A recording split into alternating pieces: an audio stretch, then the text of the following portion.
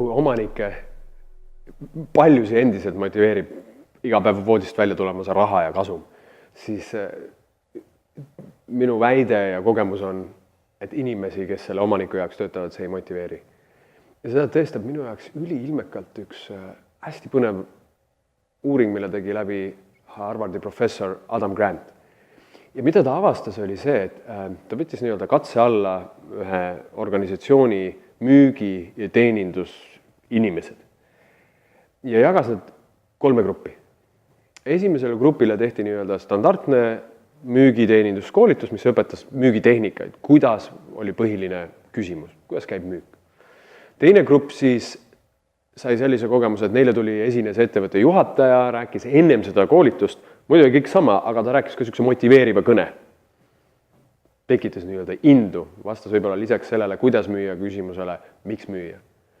Ja siis 3. grupis oli jälle see standardne müügikoolitus, aga lisaks sellele, et seal ees esines juht, tänada neid inimesi, öelda, miks nad seal on, esines ka ettevõtte oma töötaja, kes rääkis, kui oluline see töö on, ja põhjendades, et läbi selle tulu, mida need inimesed hakkavad genereerima, on võimalik maksta teistele inimestele selles organisatsioonis palka, mis toetab nende inimeste peresi, ehk ta lõi sellele tööle suurema väärtuse.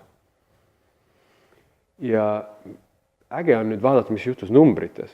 Kui esimene grupp, kus oli nii standardne koolitus, nemad tegid koolitusele järgneval perioodil 46 müüki. Siis teine grupp, kus juht rääkis ka ette niisuguse motiveeriva kõne, seal kasvas müükide arv 46-lt 151-le. Ja siis kõige suurem hüpe toimus siis viimases grupis, kus oli siis nii töötaja, nii juht kui ka siis see muidu standardne koolitus, kus kasvas müügi arv 46-lt 270-le ja siis müügi kogu summa kasvas 3800-lt 21 000-le. Ja see lugu ilmestab minu jaoks jällegi seda, kui tähtis on see, et inimesed, kes teevad oma tööd, mõtleksid millegile muule kui raha. Et neil tekiks see power sinna taha. Ja see tõestab, et kui on nii-öelda emotsionaalsed väärtused kaasatud, siis raha tuleb ka.